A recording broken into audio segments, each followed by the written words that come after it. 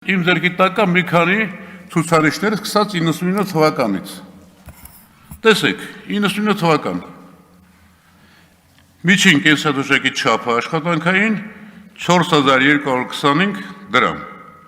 Չեք հիշում, չէ՞։ 2008 թվականին այդ կենսաթոշակի չափը եղել է 22500 քանի դրամ։ Այսինքն 5 անգամ 500%-ով ավելացել է։ Եվ 2008 թվականին ավելացել է կենսաթոշակները 68%-ով։ 2008-2018, 2008-ին ասացի արդեն 22500, 2018-ին 40000 դրամ, 40113, այսինքն մոտ 2 անգամ 100%-ով։